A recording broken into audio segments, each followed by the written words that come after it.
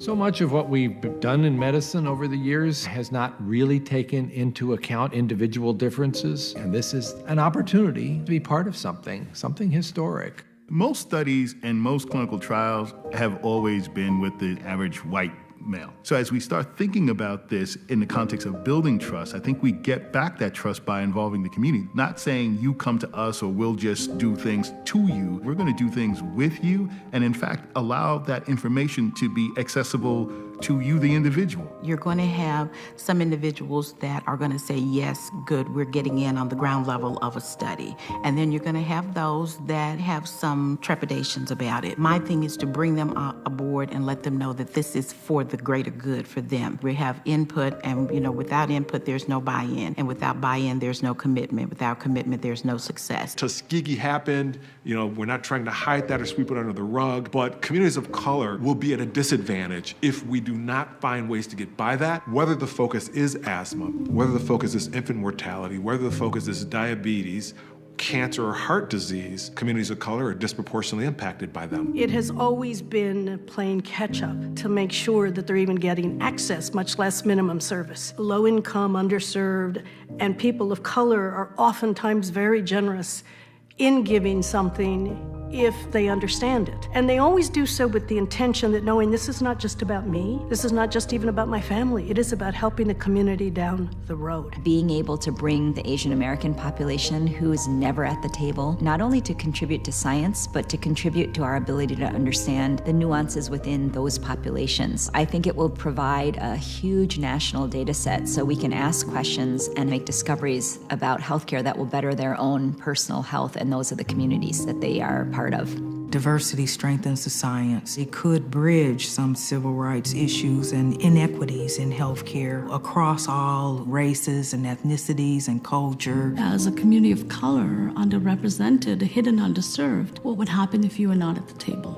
It is an issue of equity and it's an issue of justice as well. It is important for minorities to be a part of this, or we will again be left with medications that are created for really other populations. I'm hopeful that we will be overwhelmed with folk.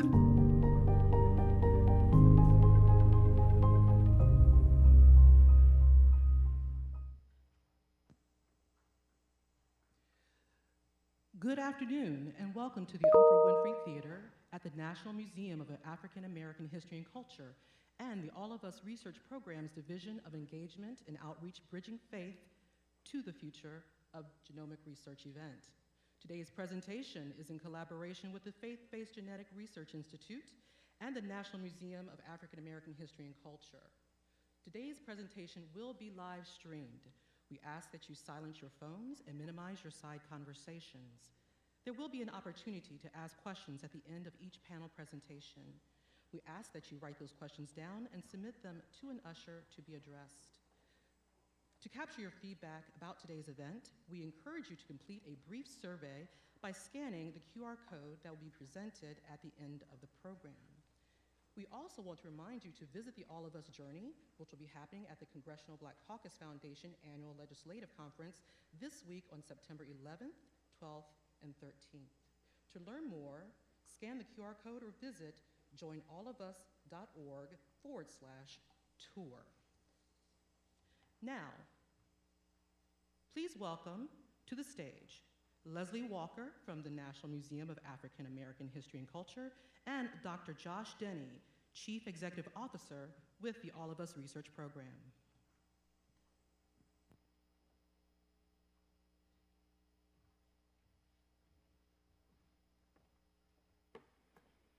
Good morning. I'm Leslie Walker, Program Production Supervisor here at the National Museum of African American History and Culture, and thank you so much for joining us this morning. I'm delighted to be collaborating with our partners at NIH's All of Us program to present a series of conversations that discuss the intersection of race, medicine, and faith. And our collaborators today have assembled a wonderful list of scholars who should be recognized for not only their biomedical research, but also helping us underscore how some research has not been so kind to the Black body. But now, with these researchers and others like them at the helm, we are poised for medical advancements that are both ethical and many experiences. As stated before, we intend for this conversation to be very participatory, and those of you that wish to ask a question, please do so on your note cards, and those that are watching from home, please submit your question in the chat. Lastly, as we end our conversation today, please be sure to visit our third floor and our community galleries, where you'll see on display William Montague Cobb, who is a pioneer in biomedical research and who helped upend some of those early racist notions of Black bodies, Black anatomy, and Black physiology. Thank you, and I hope you enjoy the program. Thank you, Leslie. It is a joy to be here today. My name is Josh Denny. I'm the Chief Executive Officer of the All of Us Research Program, which is part of the National Institutes of Health. I got into medicine hearing the story of my grandparents who grew up and lost 4 children about 1 year of age to a genetic disease called cystic fibrosis. At the time, there was no understanding really of how to treat the disease, how to even diagnose it well. And since the gene was discovered in 1989, consistent progress was made in that condition, such that a grandmother who is still alive witnessed the release of a triple drug therapy that is almost curative of this condition. Babies born now, with 90% or plus of those who are born now with this condition, have specific targeted therapies that can dramatically change and extend lifespan of these individuals, almost as if they don't have cystic fibrosis. And I know with passion the stories I heard from my grandparents, my dad, with some of these children going to the hospital for the last time, the deep desire to have known a way to treat conditions. I became a doctor in part because of that and wanting to help populations. And one of the things I saw with my population, taking care of a lot of under-resourced areas of Nashville, was there's so much we don't understand, and our knowledge is heterogeneous. There's so many places, especially in underrepresented populations of biomedical research, those of minoritized racial or ethnic populations, those who live in rural populations, as my grandmother was on a farm for a number of years. There's so many places where we just don't know enough, and we needed to do something to change this.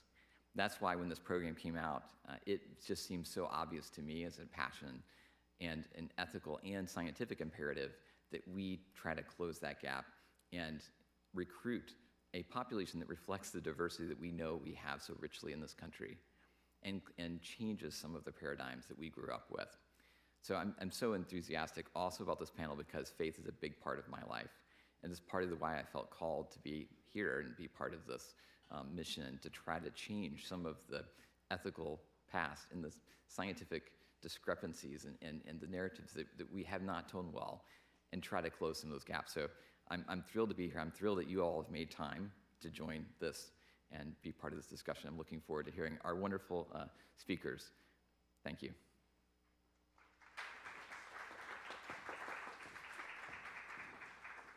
We will now start our discussion on genomic research with our first moderator, Dr. Chazeman Jackson. Dr. Jackson currently serves as the first Senior Director of Diversity, Equity, and Inclusion at the American Society of Human Genetics. In this role, Dr. Jackson provides leadership in shaping programs, initiatives, and policies to advance equity, diversity, and inclusion at the forefront of human genetics and genomic research, health, and society. Dr. Jackson is a 2-time graduate of historically Black colleges and universities, Tougaloo College in Jackson, Mississippi, and Howard University, where she earned a doctorate of philosophy in medical microbiology. She has received several honors and has maintained her role as a health advocate across the spectrum of public services that impact her community. Through her career, Dr. Jackson has displayed a commitment to utilizing her scientific acumen and leadership skills to improve health and reduce the burden of disease, especially among vulnerable and marginalized groups. Ladies and gentlemen, please welcome Dr. Chazeman Jackson as our moderator.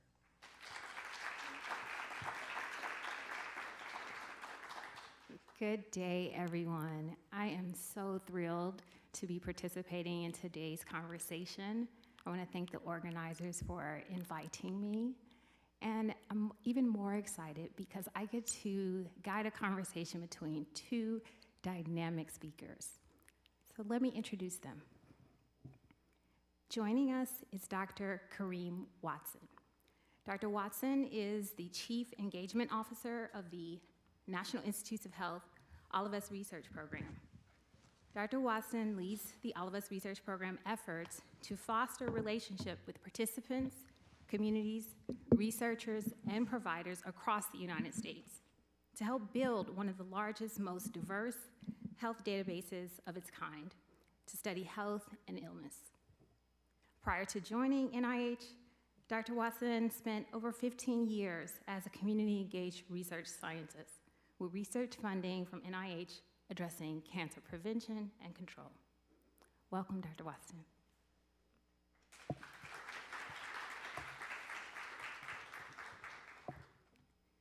Next, I'd like to introduce a dear colleague and friend, and actually my former professor, Dr. Tshaka Cunningham. Dr. Tshaka Cunningham is a graduate of Princeton University. He received his PhD in molecular biology from Rockefeller University and completed his doctoral training at the Pasteur Institute in Paris, France, and at the National Institutes of Health in Bethesda, Maryland. He previously worked at the Department of Veterans Affairs, overseeing a federally funded national research program on aging and neurodegenerative disease. While at the VA, Dr. Cunningham co-founded and serves as the executive director of the Faith-Based Genetic Research Institute, a community-based nonprofit organization dedicated to improving people's lives through the power of genomics and precision medicine. Advocating for diversity and representation in the field of genomics, Dr. Cunningham works to ensure STEM equity reaches underserved and minoritized communities across the DC area. Please join me in welcoming Dr. Cunningham. Now, before I pass them the mic, I must acknowledge and thank them for this brainchild of a shared vision of today's event. So please join me in just acknowledging the importance and the brevity of this event. It's sure to be an authentic and meaningful discussion to highlight the importance of gaining understanding of African ancestry and the significance and need for diverse and inclusive participation in genomics research and precision medicine, as well as the premier role that the NIH's All of Us Research Program is doing in these efforts. So I'd like to start with you, Dr. Cunningham. Please take the stage.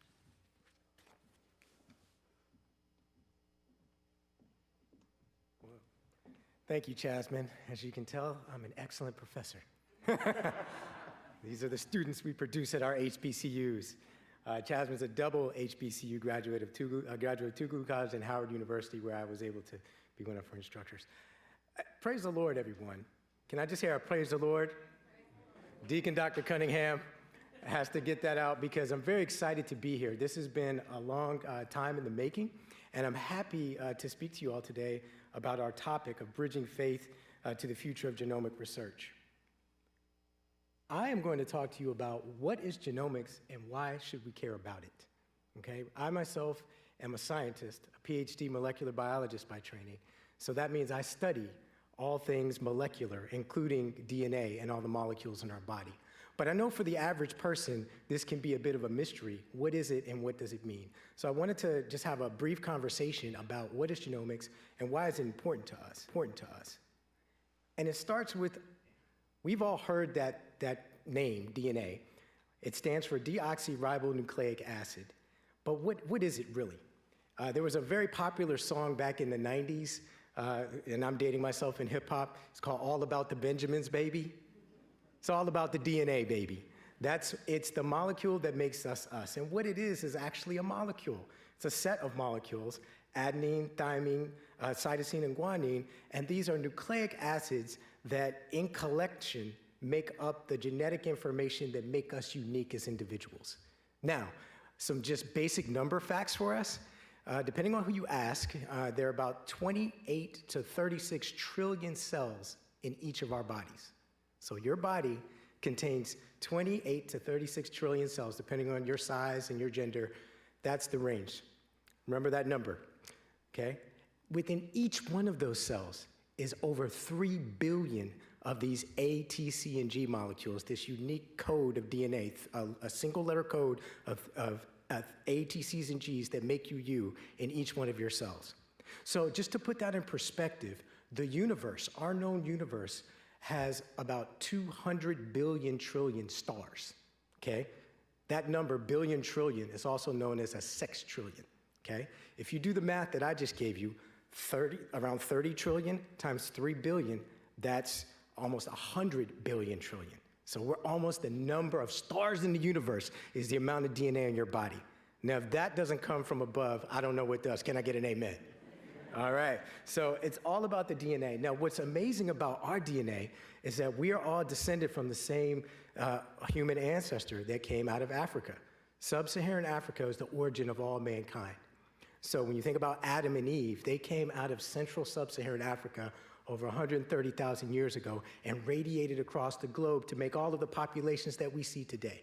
So we're all technically second, third, fifth, 150,000 cousins, okay?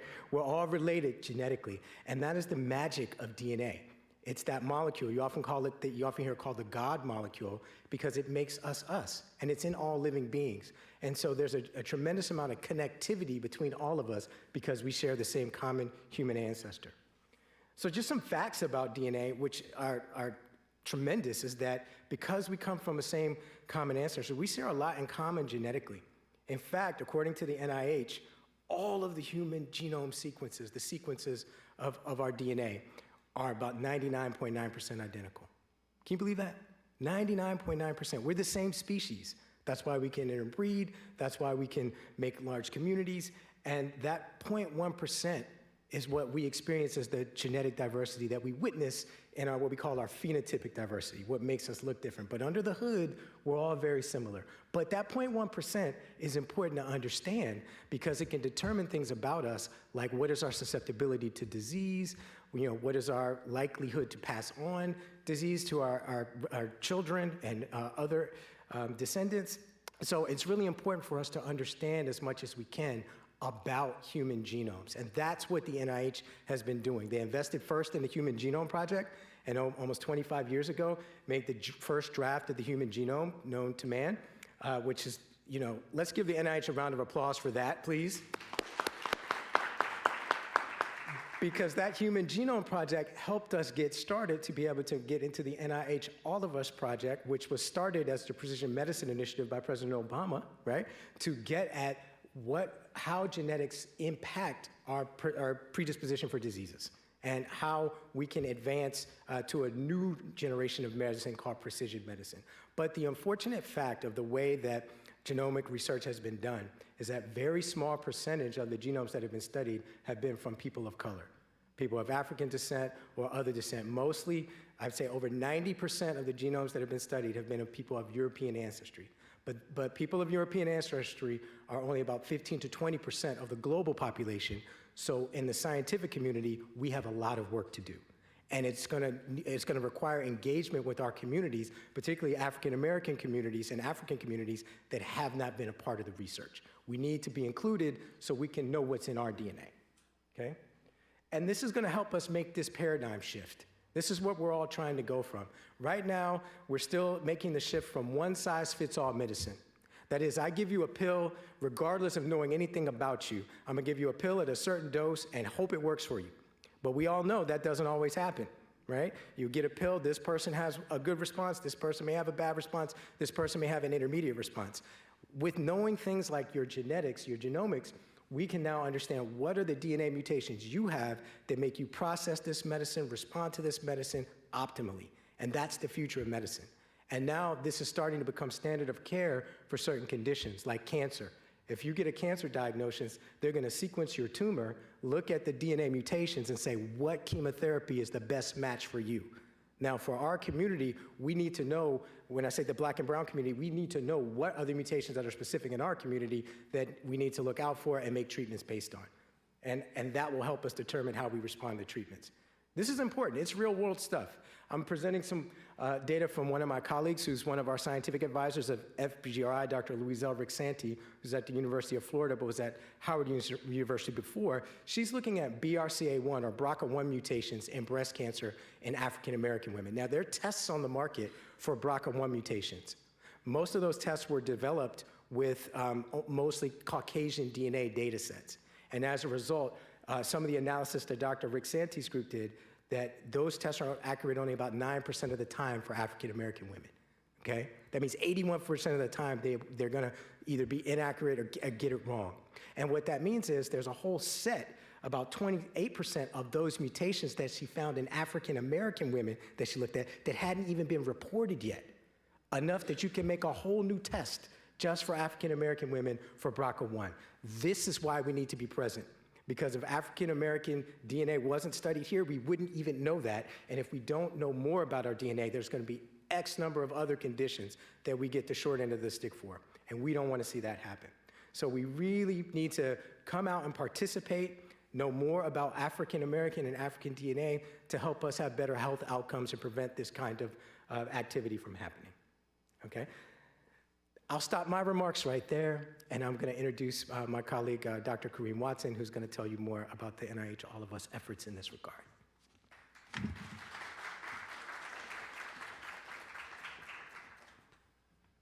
Thank you, Dr. Cunningham. I am really blessed and fortunate to be surrounded by some really smart people, for Dr. Jackson and Dr. Cunningham. And I'm going to talk to you a little bit about today about what is the All of Us Research Program. You keep hearing about this program, the All of Us Research Program, and some of you are probably saying, what is it and what is it about? I like to say that our mission is in our name, all of us. When you think about populations who've been historically underrepresented in biomedical research, we think about those populations who carry the greatest burden of disease. And it's very personal for me. When I think about precision medicine, I think about my own family history, and I think that medicine has not always been precise for my family. Medicine wasn't precise when I'm a cancer disparities researcher, and I remember working in a community health center when this new groundbreaking study came out that was called the National Lung Screening Trial. It was funded by the National Cancer Institute. Over 56,000 participants in that study. Those of us that did cancer disparities research, we were excited because what this study showed was a 20% reduction in lung cancer mortality. That meant deaths. 20% people would less would die from lung cancer from this groundbreaking study. But I'm trained as an implementation scientist, so what that means is that I go out there and I see what's happening, I see what new advances are coming down the pipeline, what new scientific breakthroughs happen, and it was my job to then implement those scientific breakthroughs community, to implement those scientific breakthroughs in the community that carry the greatest burden of disease.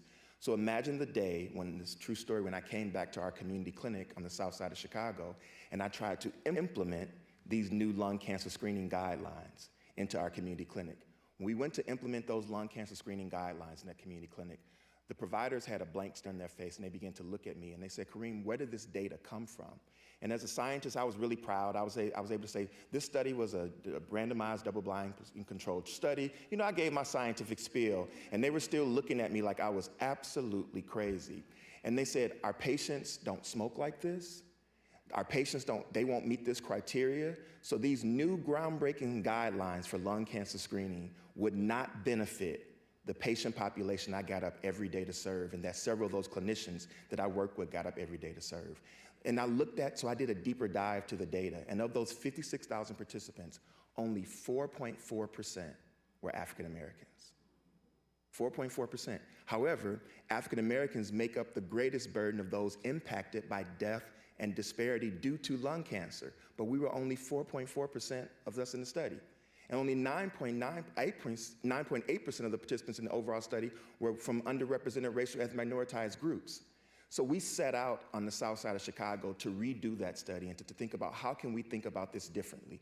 And what we found was that through diversity, through inclusion, intentional community engagement, intentional efforts, we were able to identify that those screen parameters weren't wide enough for certain populations, and that we would miss certain cancers if we only went by that study that had that narrow parameter. That meant that science would not benefit a whole portion of the population because it was not conclusive enough. And so that was a stark reminder to me when I was completing my postdoc with Dr. Robert Wynn that we had to be intentional with community engagement. And so I've been proud to be a part of the All of Us research program since its inception. One of the reasons why we're here today is because of what we heard back in 2017 and 2018. Even our CEO and I, Dr. Denny, we had the opportunity of going around the country. He was at Vanderbilt at the time, and we heard from the community members about what was important to them. And one of the things we heard was that when you get findings from this NIH groundbreaking study, you can't disseminate those findings in the same way that you all always disseminate those findings. You can't publish these findings in the paper and expect that community members are going to read your publications. You can't have these conversations in your academic halls and expect that community members are going to know what those outcomes were from those studies. So us being here today is actually in direct response to what we heard from the community, that we have to bring the results from the research back to the community and have conversations about what we found. So a lot of that data that Dr. Cunningham talked to you about, lack of diversity, equity, and inclusion in clinical trials, I am proud to say that is not the case for all of us. All of us is one of the nation's largest and most diverse research programs in the country. We are setting out, unlike some research that I used to do where I was trying to find out if... I hope that's not a fire alarm. Okay, it's not good. See, this is why you have to be able to pivot and be able to respond. So I thank God I grew up in the black church so that you know how to pivot and respond to things and nothing throws you off. So as I was saying, one of the things that we, in some research, you're trying to see if drug A is different than drug B. But in all of us, we're not saying not to do that because some studies have what's called inclusion and exclusion criteria to them. Even the design of some research, you all keep certain populations out of them because we don't meet those inclusion and exclusion criteria. All of us was intentionally designed to collect data from 1 million or more people over a period of time. We say about 10 years, but our goal is to collect this data for more than 10 years, to think about and then make that data readily available. Another thing that often doesn't happen in research is that sometimes research will only collect biological samples. It'll only want to know about the DNA. It'll only want to know about your biology, what's under your skin. But it won't ask those questions about what's happening on top of your skin. It won't ask those questions about what's happening because of the color of your skin, And in all of us, we set out to do a research where we have survey data, electronic health record data, because your electronic health record data is so important. I just had my annual physical, and I was not happy to see that COVID weight has not shifted back to that pre-COVID weight. But it was important for my doctor to have that. I saw a little graph going up, and I was like, why is this graph going up? And he said, that's your weight. And I said, it's okay, so we have to set out to do something different. But I wouldn't have access to that if I didn't have the electronic health record. So in all of us, we are making sure that we combine samples from participants, biological samples, survey sample, and EHR data to be able to tell a better story. This is an example of what Dr. Cunningham talked about earlier. Other genomic studies, look at this pie chart on the right. These are the studies on the right with the Global Genome-Wide Association studies. These are the studies that typically produce a lot of the innovative research that you see. That is from participants that do not necessarily reflect the diversity of the US. But if you shift to the right, that pie graph over there, that's the All of Us research program. We truly reflect the diversity of the US with over 16.6% of our participants self-identifying as African American, 16.2% self-identifying Hispanic or Latino, 3.2% Asian American, and even we were one of the first programs to collect data on Middle East and Northern African populations and Native Hawaiian Pacific Islander. And this fall, we're actually going to release data talking about the importance of how we engage and include American Indian and Alaska Native populations in that. But the reason why you don't see that data shown today is because in order to disseminate that data, you have to do it in a way where you align with tribal partners and in a sensitive way. And lastly, before I end, I'll talk about something that's also very important to me. Because of the size and diversity of the All of Us research program, we are able to understand chronic conditions and conditions that affect African Americans at disproportionate rates. I told you that this is very personal for me, and it is. In May of 2021, while the rest of the country is still going through chronic conditions after the COVID-19, in March of 2020, we unfortunately buried my mother from complications of lung cancer.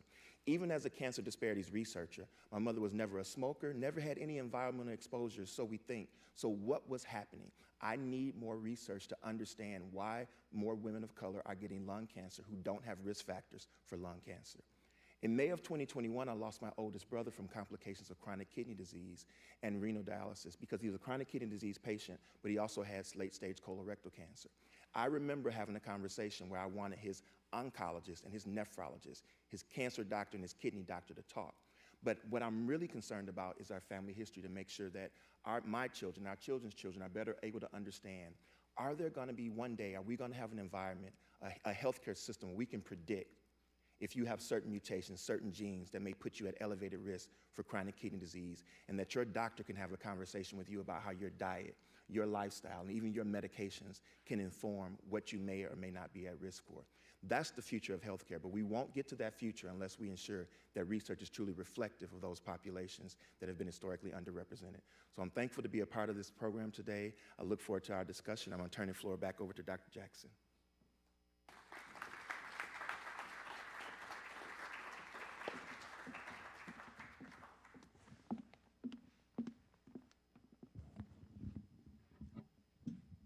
So of course I have a few questions, but I wanted to prep you so that if you have questions for our panel that you received, for those in the theater, received a card where you can write down your questions. We'll have someone pick that up from you. And for those of you who are online, please submit those as well so that we can offer those questions to our panel.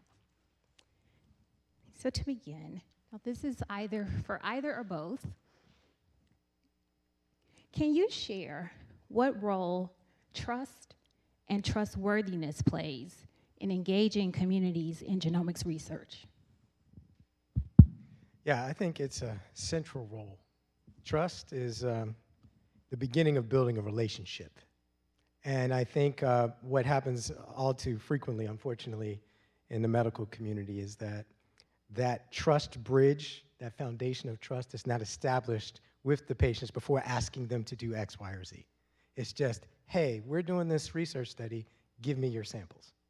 I think we need a new paradigm.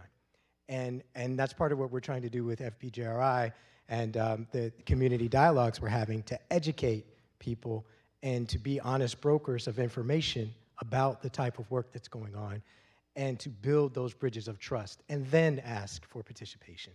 So I think it's vital because one of the things, again, as I've witnessed my lived experience as an African-American male in my own family, is there's a healthy distrust of the medical establishment from that some of that was earned from sins of the past. But what I'm hopeful about as someone who's a medical professional, researcher myself, is that we overcome that so we don't miss out. We don't let that distrust that was due to the sins of the past disrupt our future. So I think trust is vitally important, and I'm happy that we're seeing efforts by NIH, all of us and other programs, to do community outreach to build that kind of trust. And Dr. Jackson, I'm happy that you asked the term about trust and trustworthiness. When I think about trustworthiness, I think trust is important, but that puts the onus sometimes on this person trusting the system. And as Dr. Cunningham said, there's a certain healthy skepticism that communities of color have, and that healthy skepticism is needed. It actually keeps us safe sometimes to be skeptic of some things. And so what's really important is for systems to become more trustworthy. And that's what all of us is setting out to do. I've been fortunate enough with our team to lead some conversations that we're having in Macon County. If you know anything about Macon County, Tuskegee, Alabama is the home of the United States Public Health Service study of untreated syphilis in the Negro male. The reason I say the full name is because, A, the community asked us not to call it the Tuskegee experiment anymore because they said they didn't ask for that study, so don't call it by the name of the city. They didn't ask for that. And by calling it the full name, you tell the history of that study, and you tell why trustworthiness is so important. So it was really important for us to build trust. It took us about 4 years or more in building a trusted relationship with partners at Tuskegee University, with the community members in Macon County, seeing researchers from Tuskegee University, seeing researchers from Macon County. That took almost 4 years for that trusted relationship, for us to rebuild our trustworthiness as a government partner to them. So this concept of trustworthiness is so important, and that's why bridging the conversation to faith is also important. Within the All of Us research program, one of the surveys I talked about is the Social Determinants of Health survey, because we have about 27 questions that our participants complete. And one of those questions that we ask our participants is, what does the role of spirituality and faith play in how you make your health decisions.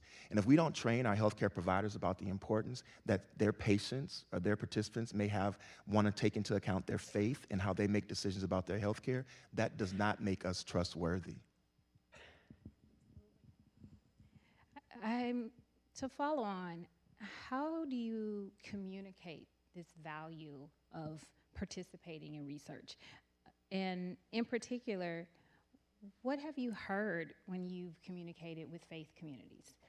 Are there any challenges that you've received in communicating the value of genomics research or precision medicine?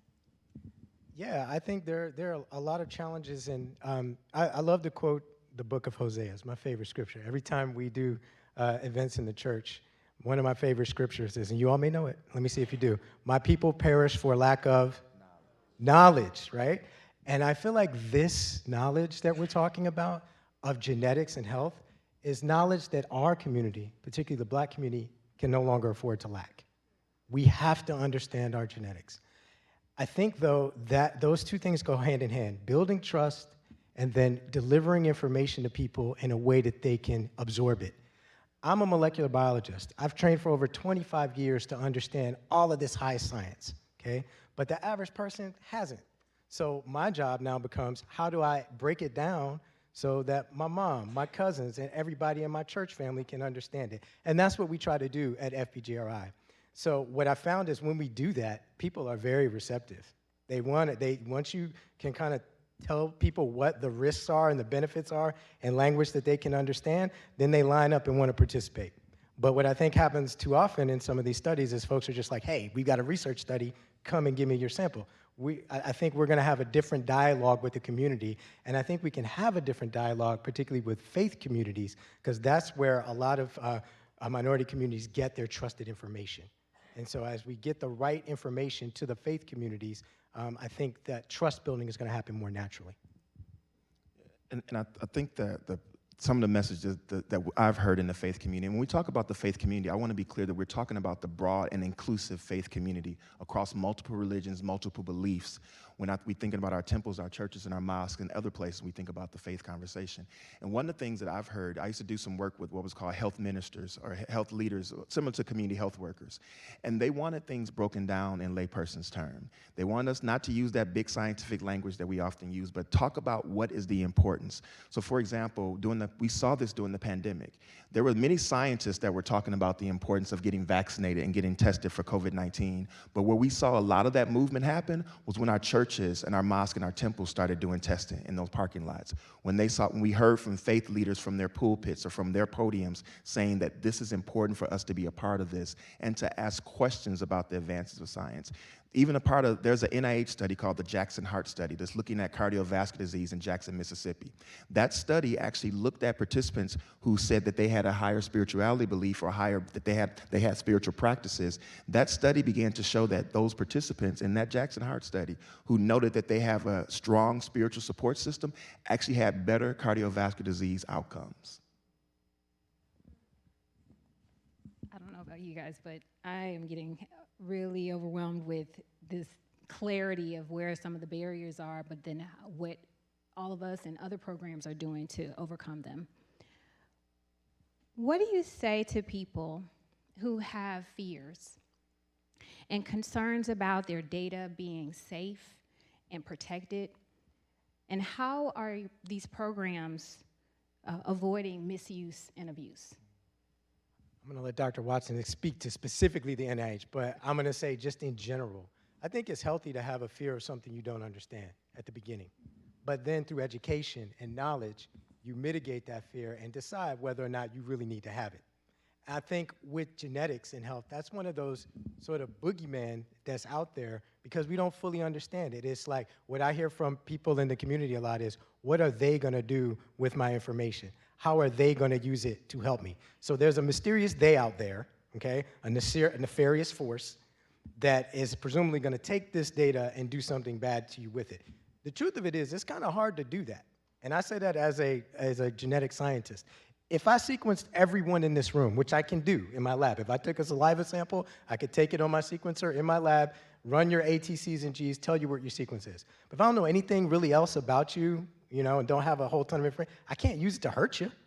I just know your sequence. There's very few things where I can actually weaponize that against you, right? So I think that's a little bit of outsized fear. Now, I say all that to say, also, you should always want to protect your health data. So I wouldn't want everybody to just have my data out there. There was a data breach by one of the major testing companies out there that's a problem. So we shouldn't have that.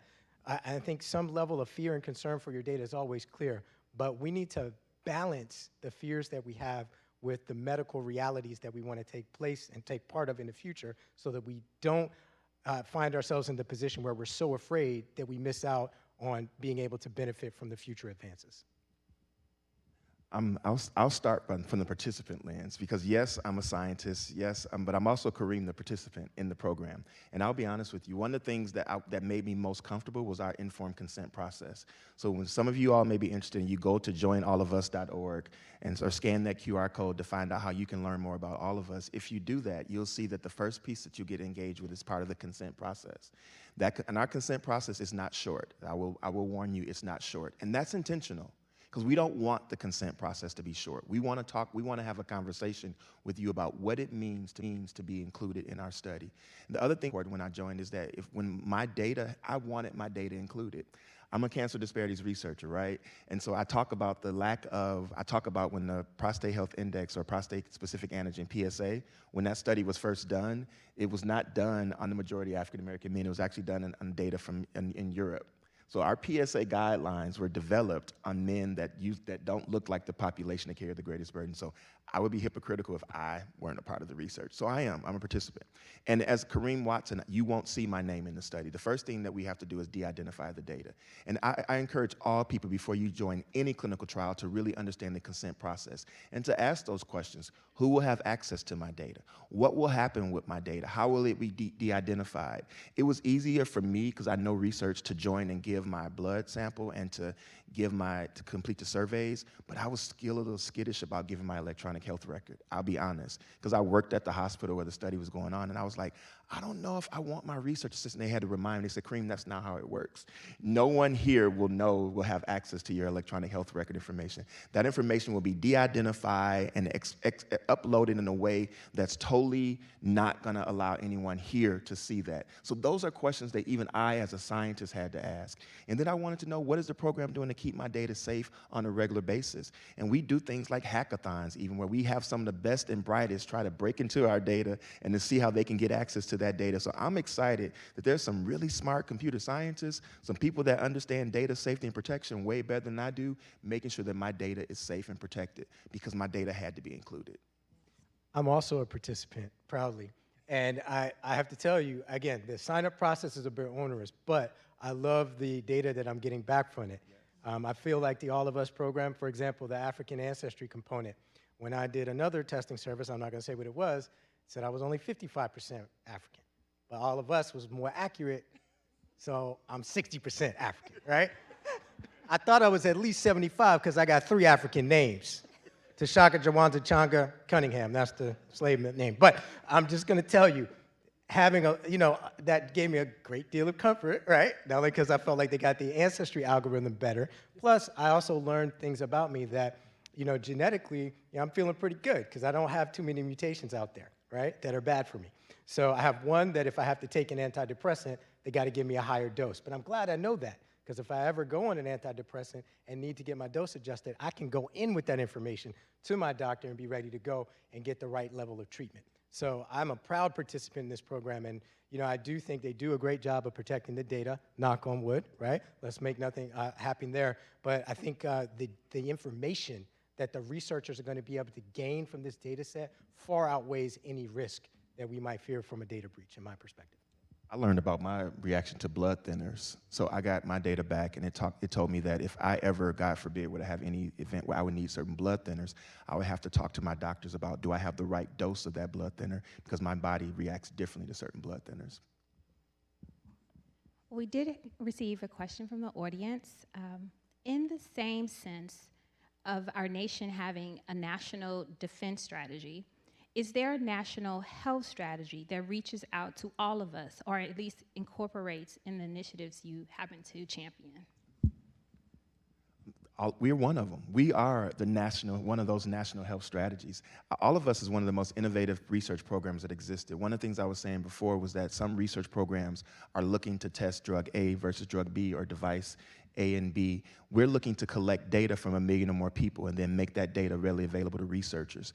And when we achieve our mission of enrolling over 1 million or more people across the life course, that will include all people from birth to end of life. When we achieve that mission and make that data readily available, we will be able to answer research questions and spark research questions that currently cannot be sparked because of the current lack of diversity in data. So I would say we are one of those solutions. And there's other NIH programs going on. Through the Common Fund, they're doing some amazing things.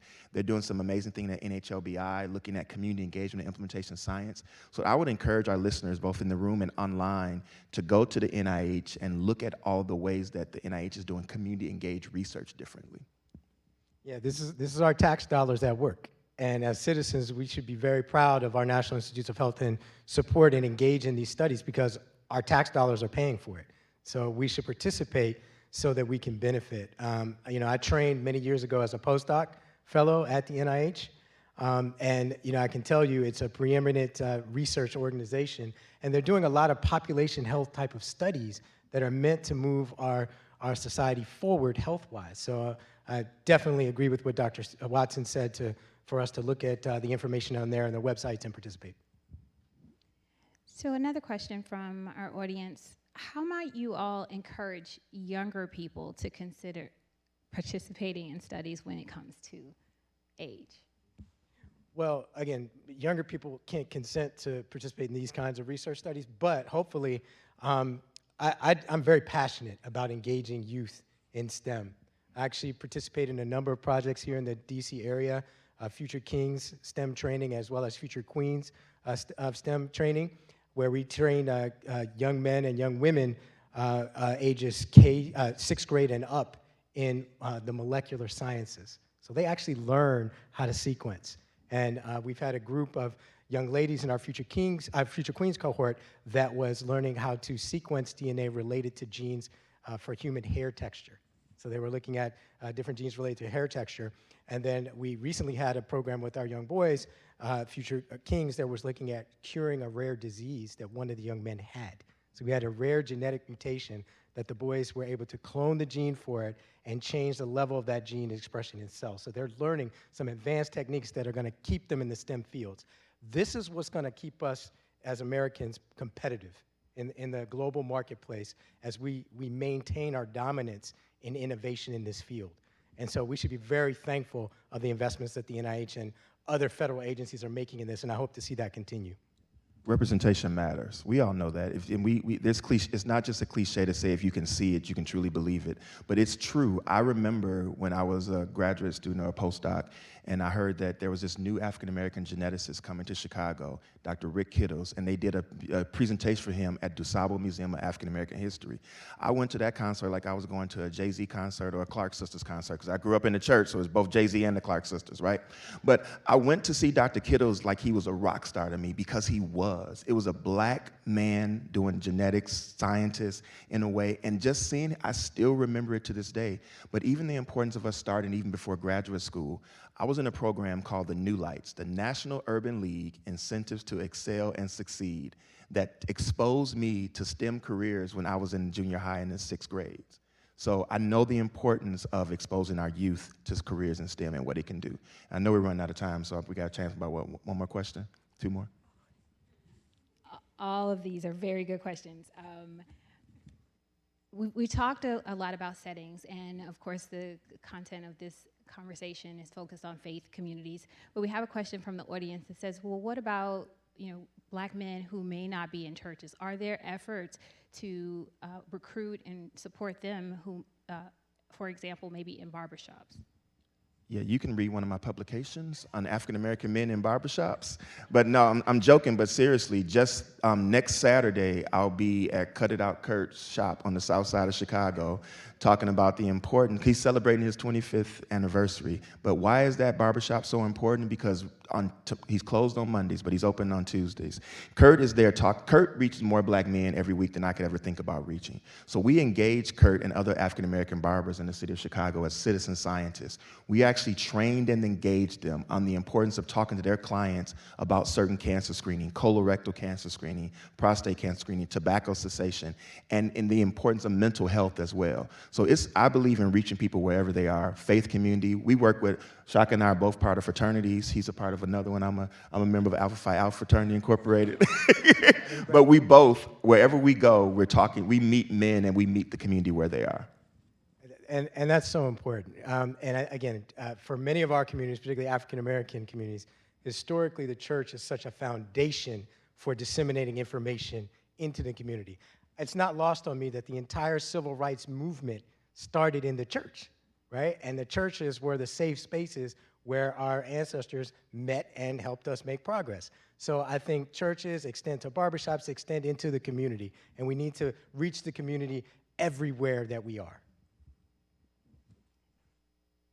I'm going to ask just one quick question, and I'll use this as an opportunity for you all to share your final thoughts. If we were doing shout-outs and we were identifying things that really do work in partnering with communities, what would you say is the top attributes that have to be on that list that's working well in partnering with communities for research? First thing that comes to my mind is nothing about us without us. It's really FUBU, for us, by us. When I think about what it meant for me when I was in the 6th grade to see that scientist, when I still to this day think about what it meant for me to see Dr. Kittles, diversity, equity, and inclusion is something that has to be intentional about that. So if I had to give a shout out, I would give a shout out to the All of Us program too for being intentional. My role as the Chief Engagement Officer, this was a groundbreaking role for the NIH to actually have a Chief Engagement Officer, for someone's job to be to intentionally think about how do I equitably engage those populations who've been historically underrepresented. And I think it's not lost on me that someone from the community, Dr. Watson is from our community, is African American. And so that gives me great comfort as a fellow African American citizen that I have representation in the program. I think what shout outs to me is the future. You mentioned the youth. I'm going to actually shout out one of my young future King students. Gideon, can you please stand up for us? Let's give Gideon a round of applause. Gideon was one of those young men I was telling you about in our Future Kings program about 6 years ago. And actually 8 years ago now, Gideon has just recently graduated from Virginia Commonwealth University and is coming to work for one of my biotech companies. So that's our future, and that's what happens in our communities, and it can make us happen. And you mentioned the importance of identity. I know I sort of played the role of Dr. Kittles for you, for Gideon, and that's what we need to do more of. So I would love to see the NIH support more of that, more of the training of the next generation of underrepresented minority male and female scientists, as well as just more community dialogue, more events like this, more forums where we can talk to the community at large and demystify some of this incredible science that we're funding. Everyone, please join me in giving a round of applause to these dynamic, outstanding speakers. And I'm greatly looking forward to our next conversation. Thank you.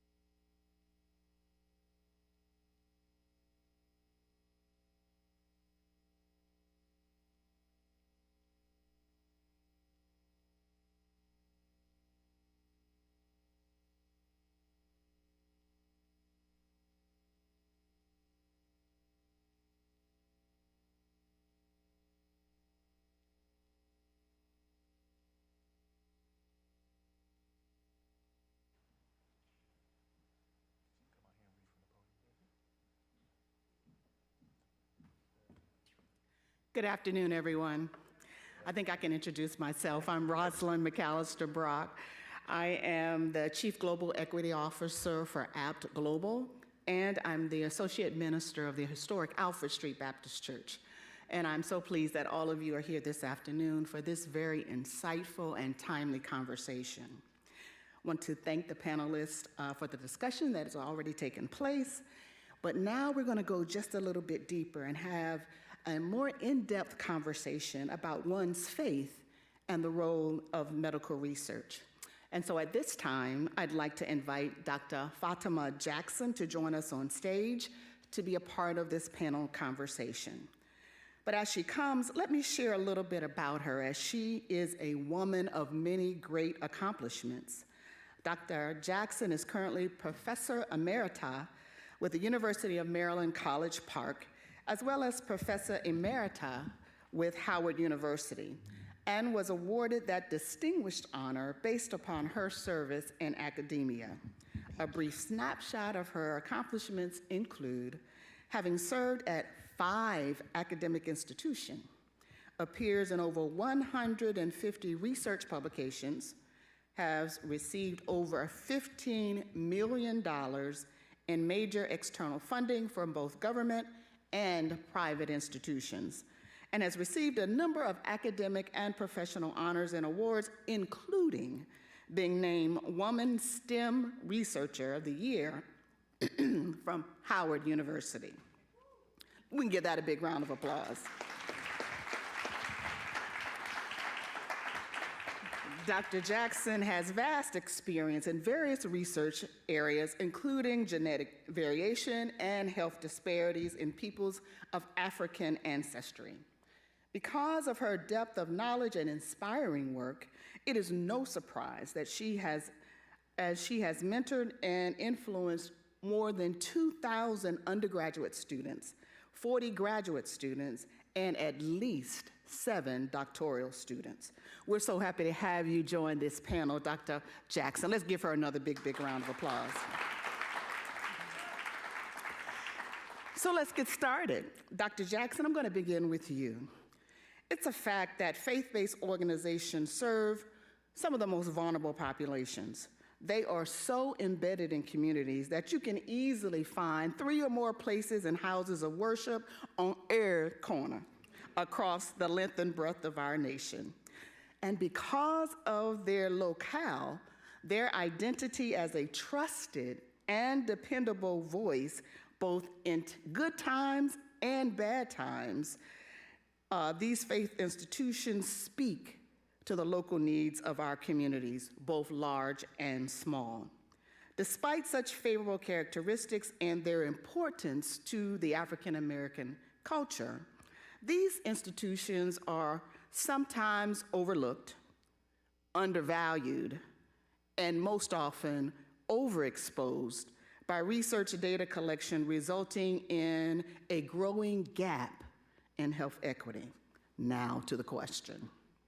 Dr. Watson, can you please share how the Division of Engagement and Outreach with all of us has identified the importance of faith-based centers in a community in reaching your goals on awareness and knowledge mobilization, and what has been the system's response to your approach of such inclusion? Dr. Watson. Can you hear me now? Great. Thank you for that question. As I was saying, I'm very fortunate to lead the Division of Engagement and Outreach in all of us. And we as scientists, we use this term a lot called evidence-based data. That means that there's been some research that has been done that says that what I'm doing and what I'm trying out is not just an idea, it's not just something I think works, but there's actually been studies to show that this works. And we know that community dissemination, talking about the results of research in public settings like this, that it works. That we know that each one of you are gonna go out and talk and have an idea and say, I heard about the importance of diversity, equity, inclusion in research. That's gonna leave an impact on me. So the next time that someone talks to me about a screening trial, about a vaccine study, about research in general, I'll have a seed planted that can say, make me say, right, that idea. So one of the things we've done with our faith-based partners, we've actually formed a faith-based working group where we actually partner with community-based organizations like faith-based, like FBGRI, Dr. Cunningham's group, and others, and even other denominations and other religion groups, partnering with them, because the importance of space and place and person matter. What do I mean by that? Space matters because where someone receives the information is important, because if you receive an information in a setting where you already have a trusted relationship, you're more likely to act on that information. And person matters because who is your trusted messenger? Who's giving you that information, and what relationship do you have with that person? So it's so important for us to partner with communities of faith and researchers that know how to partner with communities of faith. And we're doing that through a series of community engaged, what we call return of value events that we've had all throughout the DMV. Great. Thank you so much, Dr. Watson. And now to my fellow church member at Alfred Street, Dr. Cunningham. Given your role as a community engagement partner, can you share more about your organization's faith-based Genomics Research Institute and the impact that you've had in increasing the awareness of genetic research in faith-based institutions? And part two, have you received any pushback as you bring the science into sacred places? Dr. Cunningham. Well, Minister Brock, it's so great to see you again, outside of church even. For full disclosure, I'm a deacon at Alfred Street Baptist Church. And so Deacon Dr. Cunningham, I guess, right? and have been so for the past 13 years. My dear friend and shepherd, Pastor Howard John Wesley, who is such an incredible minister, pastor, and just purveyor of our faith. When people hear Pastor Wesley talk about something, they listen. And they listen not only intently to the word, but then they act. Remember Michelle Obama during the convention said, do something? They'll do something after Pastor Wesley says it. If Pastor Wesley says, you need to drink more orange juice, a good half of our church is going to be drinking more orange juice by next Sunday. So part of my mission as a deacon and a doctor in the church is to help Pastor Wesley learn how to talk about the stuff that we do with the most factual information that we can have. And that's what we do at FBGRI. So Pastor Wesley and his colleagues writ large in different faith communities across the country, learning how to dialogue and communicate with high research science where it meets the community. That's what we do at FBGRI. Now, one of our first events pre-COVID, we had an event in 2019, right before everything shut down, the pandemic shut everything down, at Alfred Street, in the old sanctuary, you know, the sanctuary where the original church was built on. And we had a packed house talking about the importance of genetics and health. This is before we got NIH, all of us, funding or support or anything. We were just having the dialogue. And one of the things I learned during that session is two things. One, the first was people, once they learned what it was, cared about it. They were like, hey, I know what this genetic stuff is, and this is how it can help me and my family. And then the second thing I learned is once they started caring about it, they really wanted to do it. I had people wanting to give me a saliva sample right there. But I only had 10, free test kits to give out from one of the, vendors that gave it to us. So I wish I had all of us funding at that moment, because we would have signed up 250 people that morning. You have it now. Okay, I got it. Right, we're good now. You guys learned something. We're about to do something. So a long way to answer your question, Minister Brock, the faith community is a great place for engagement. The pushback, you do get some pushback. Sometimes folks are distrustful. But what I've also found is when you break it down, you meet them where they are with their distrust and really try to understand why they have it, and have an honest dialogue about it, you can often get past it. And then once folks start realizing, hey, this is sort of an unfound fear that I have, they get over it. And then they want to participate even more. So I love that there is pushback in our community. Our community should never just willingly accept just whatever comes out. But I also love the fact that we're an intelligent community, that when we learn the facts and how it's going to help us, we're going to sign up to participate. I appreciate that so much. What research has to understand, what the political industry already knows, the power of the pulpit and the community and faith-based institutions. So thank you so much, Deacon Dr. Cunningham.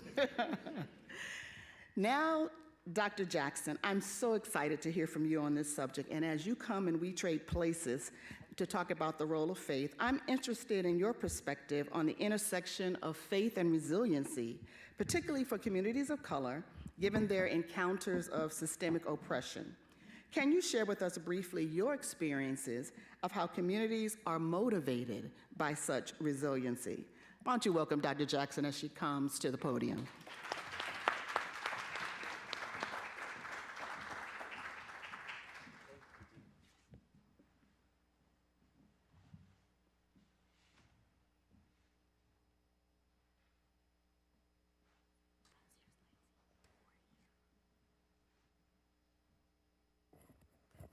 Okay, good afternoon, everyone.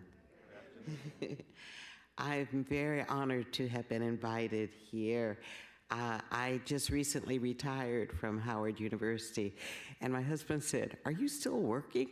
And I said, "Yes, but this is not just work, this is love, because we need genetic and genomic knowledge." And so I'm very happy to be speaking to you about bridging faith and genomic research, and really community engagement is the heart of it. That's what all of us really brings, and we've been waiting for 30 years for this. We're begging NIH, please test us, evaluate us, and now we have the technology as well as the proper mindset within which to have a very successful and cohesive and inclusive assessment of African American diversity. So this has been something I've worked on my 42 years in academia, and I'm so grateful that I'm able to see this project at this point.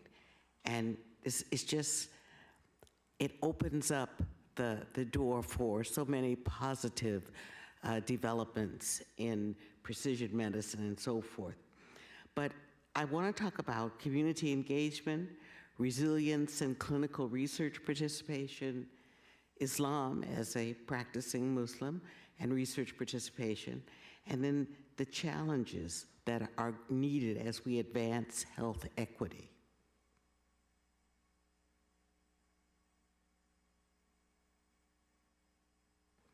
Now, why is community engagement important? We've talked about building trust, and I think that my colleagues have done an excellent job talking about trust is on both sides. You know, it's on the side of the researchers, but in terms of our community as well. And some of you in the audience I was speaking to earlier today, this morning, and I said, you know, when we talk about slavery, for example, we say, when we were slaves. But none of us were slaves. But we have this longitudinal perspective that the crimes of the past are the burdens that we must bear. And yet, I think we're taking sometimes the wrong message from our past. Our past is a history of resilience. And where does that resilience come from? It's not from Islam or Christianity per se. It goes much back, deeper than that. It goes to our African spirituality. That's what when we call out in the midnight hour. You know what I'm talking about.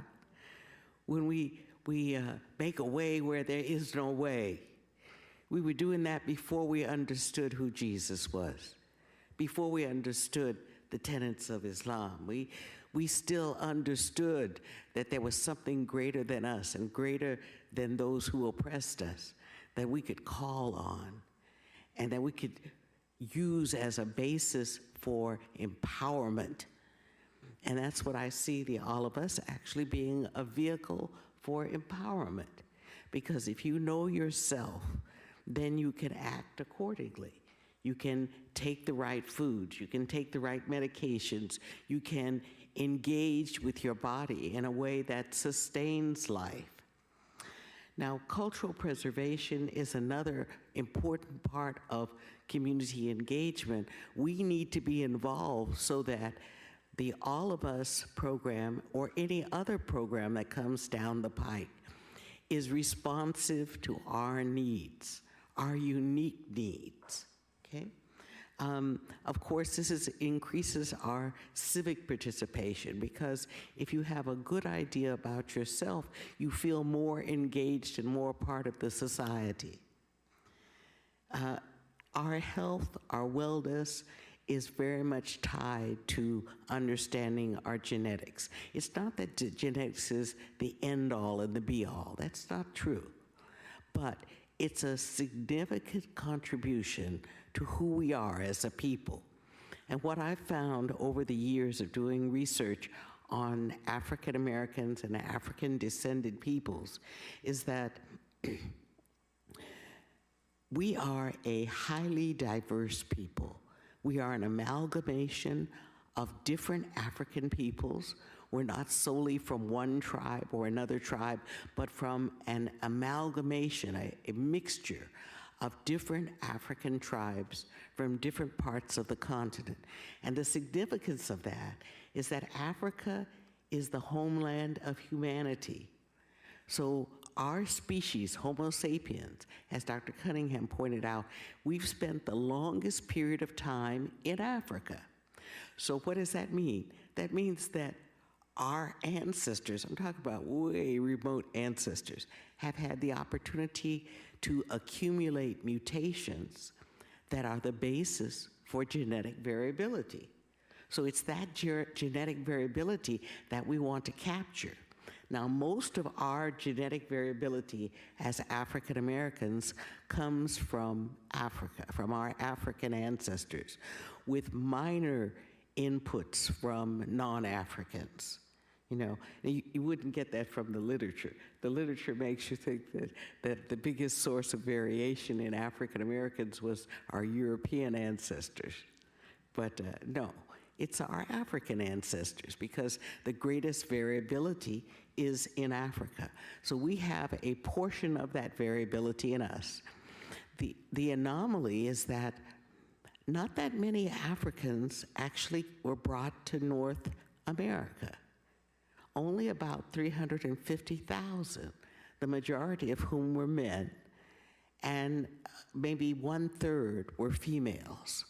Of those 1/3 that were females, let's say 120,000 African women, only about 100,000 to 75,000 actually reproduced. So here we are today in 2024, 40 million people, but with founding mothers of between 100,000 and 75,000. What does that mean? That means most of us are related to each other. We just don't know it. And genetics is so powerful. It provides the opportunity to reconnect us, to undo the garbage that our ancestors faced when families were separated, when children were torn from their mother's breast. The genetics can pull us back together.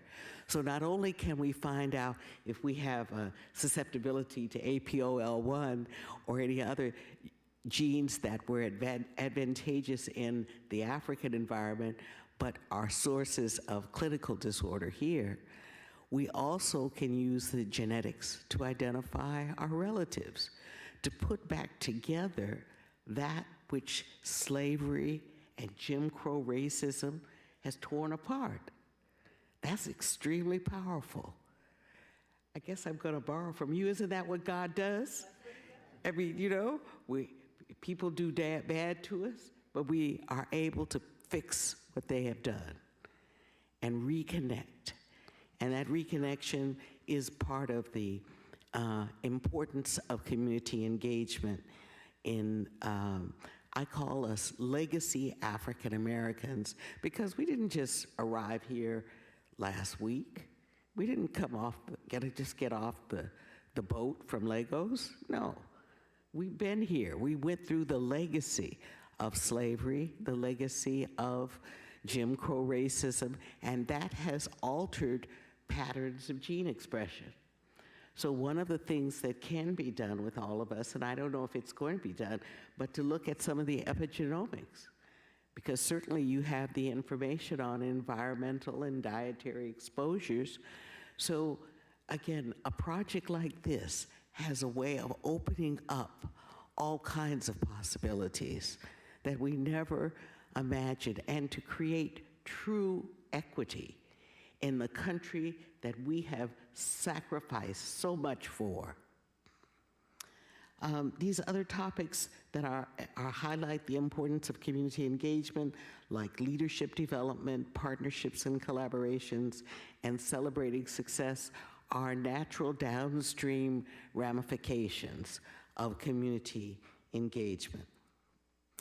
Now, in terms of resilience, I said that our resilience comes from our African spirituality, which we have, I posit, infused in our Christianity, and we've certainly infused it in our Islam. And that's why we own it.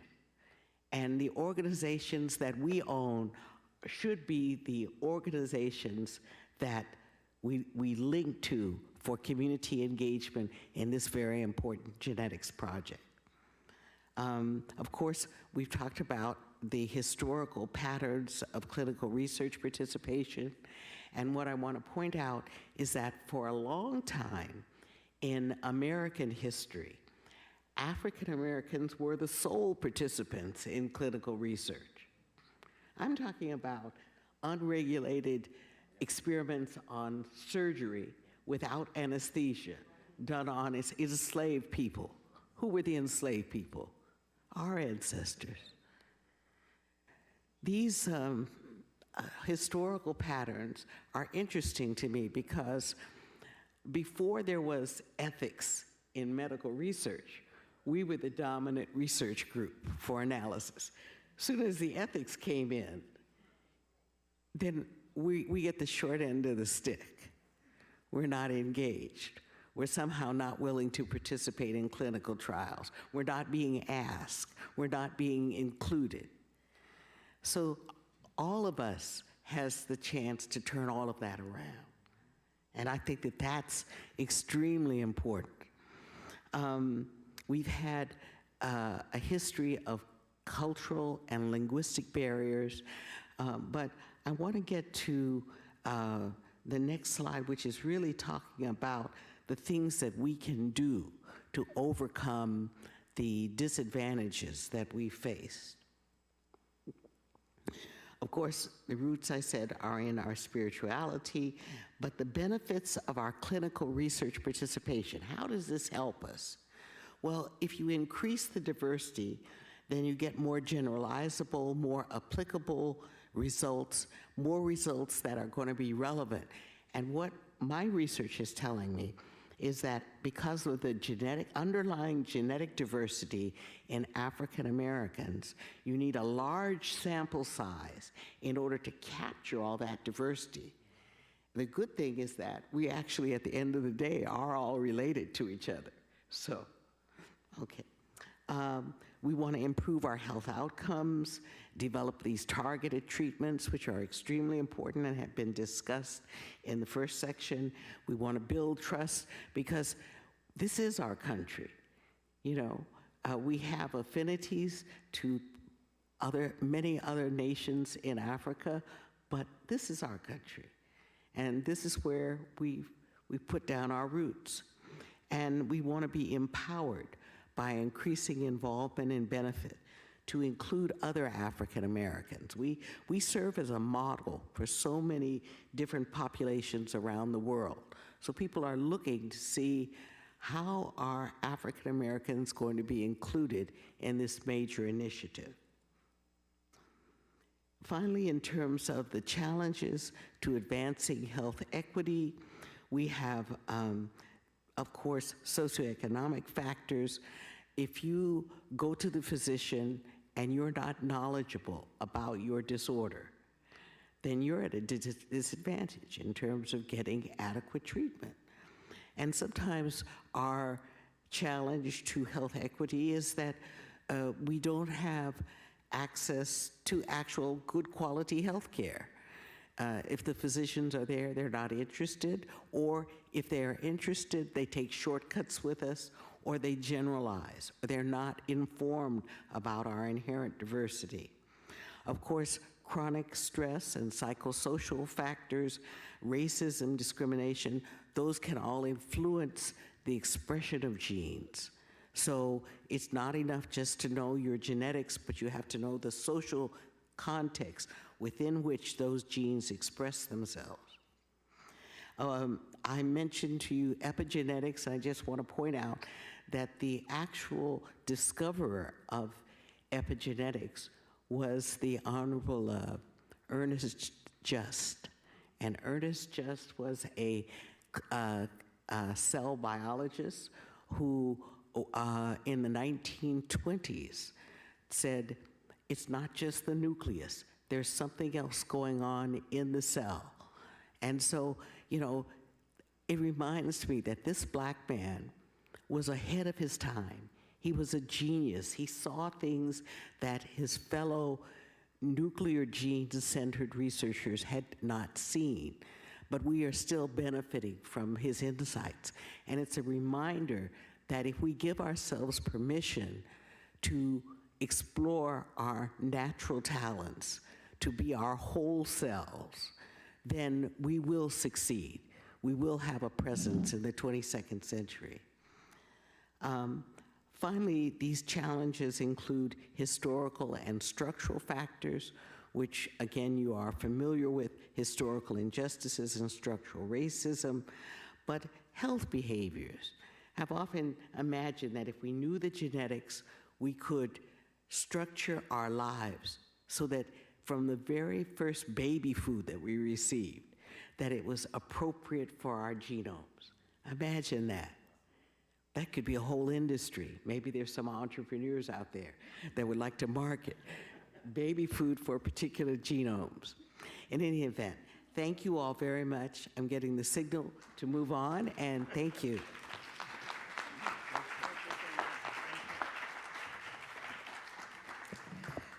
Truly, Dr. Jackson has taken us to class this afternoon. We want to, friends, join me in thanking Dr. Watson, Dr. Cunningham, and Dr. Jackson for their very thoughtful leadership this afternoon. Let's give them a big round of applause.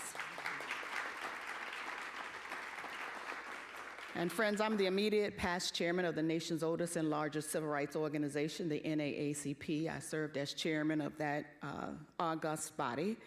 And as I listened today about the role of how research and what we need to do, I share with you that we are our best advocates. We are the ones we've been waiting for. And I'm reminded of a passage of scripture in Isaiah 58:12 that says, your people will rebuild the ancient ruins and will raise up age-old foundations. You will be called repairers of broken walls, restorers of streets and dwellings. And so the path, I believe, in genomic research should include a commitment, as you have heard this afternoon, to rebuilding trust, repairing the breaches of past injustices, and ensuring a future where all lives are equally valued in the pursuit of healing and scientific advancement. This should be what you've heard today should be a powerful reminder that not only for scientific reasons, but as a matter of justice, equity, and faithful stewardship, we should all be cognizant of God's creation. By aligning research practices with the values you've heard today, we will fulfill a higher calling to serve humanity in a way that honors the diversity of God's creation and ensures the benefits of science are shared by all.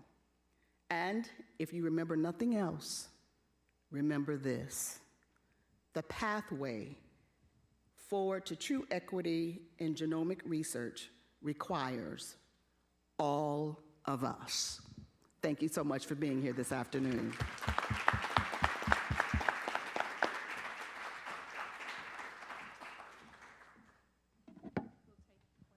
We have time to take a couple questions. So, if there's any questions from the audience? I see one question here. Oh, we got it. And then there's one question here, then we'll take the one that's read. Is there a mic we can pass? We'll wing it. I've got questions from the audience. One is, churches and mosques are the gatekeepers to the community. How do you gain the trust of the houses of worship?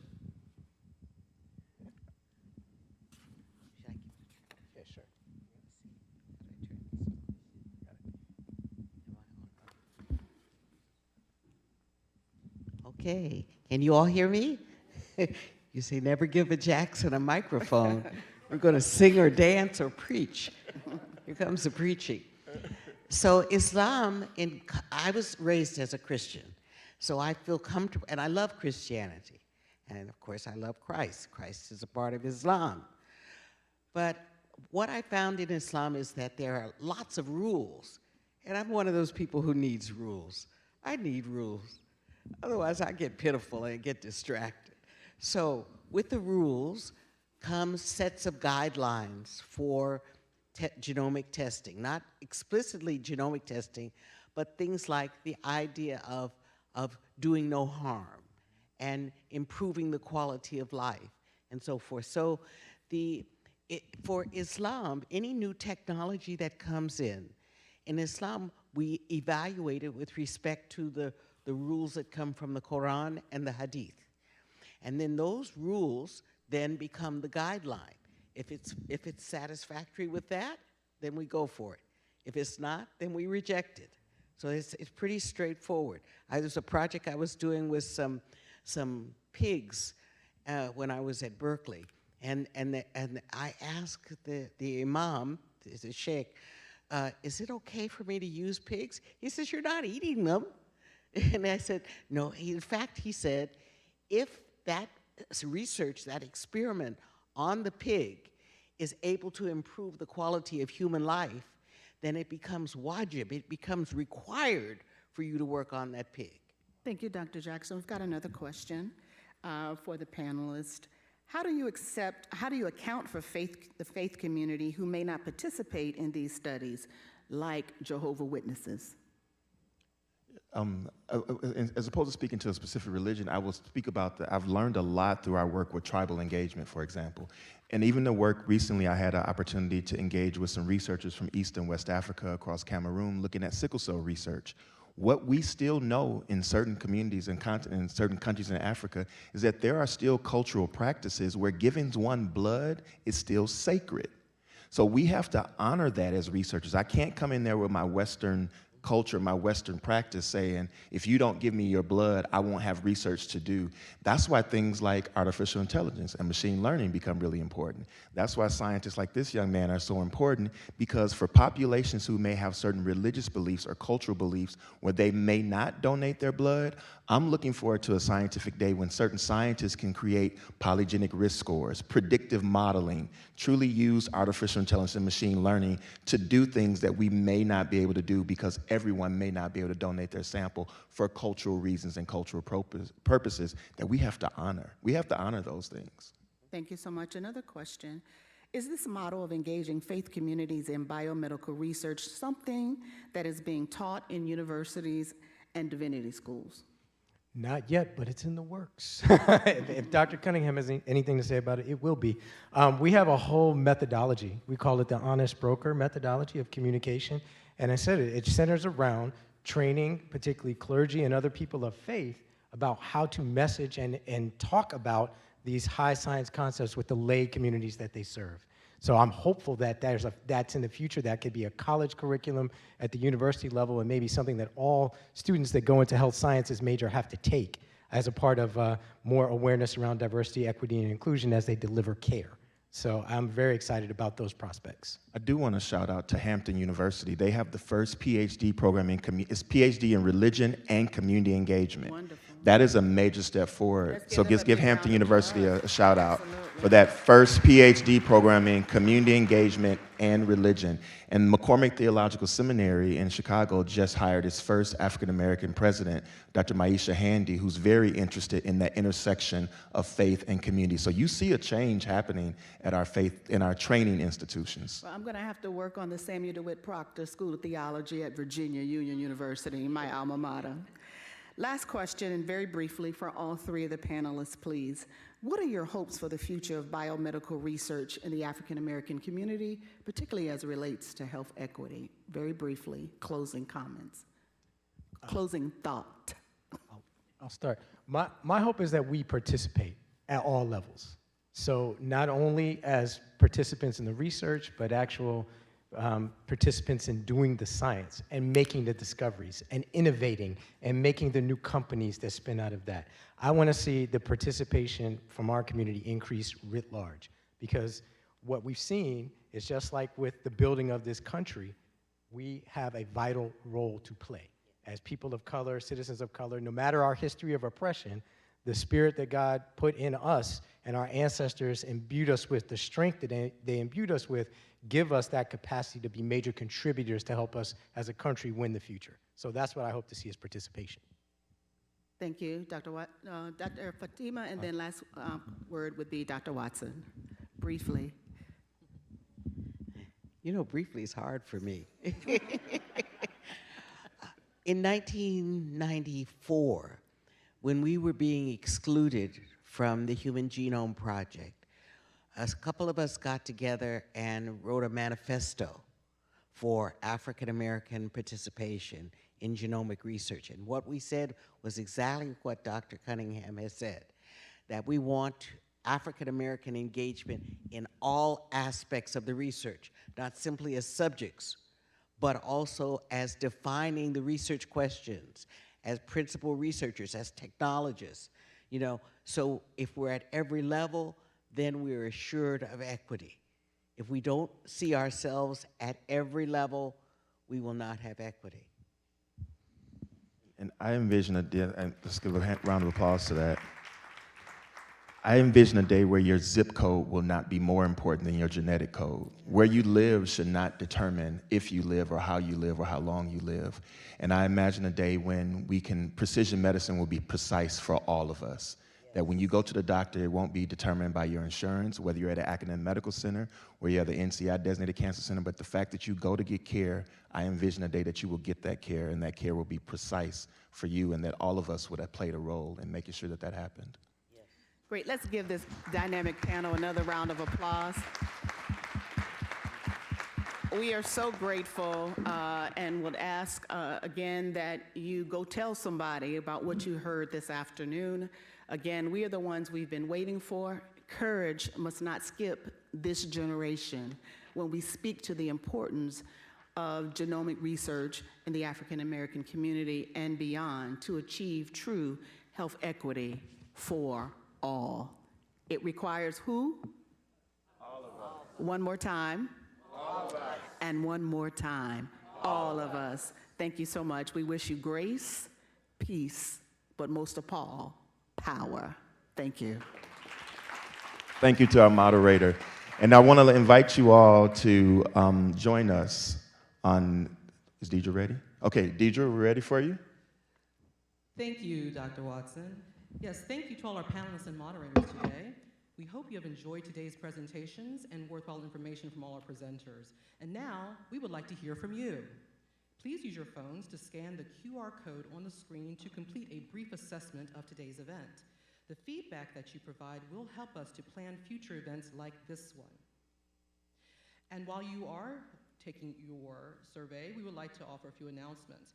On behalf of all of us, Research Programs Division of Engagement and Outreach, the Faith-Based Genetics Research and Institute, and the National Museum of African American History and Culture, we thank you for spending part of your afternoon with us. And we invite you to continue the conversation by visiting the Visit the All of Us Journey, which will be occurring this week at the Congressional Black Caucus Foundation Annual Legislative Conference on September 11th, 12th, and 13th. To learn more about that event, please use the QR code or visit joinallofus.org/tour. And to learn more about the All of Us research program or to enroll, you can join the conversation by going to allofus.nih.gov or researchallofus.org, or once again, please scan the QR code on the screen. Lastly, we'd like to invite you to enjoy the exhibits of the museum, including the Way Out of Nowhere exhibit on the 3rd floor. Thank you once again, and enjoy the rest of your day.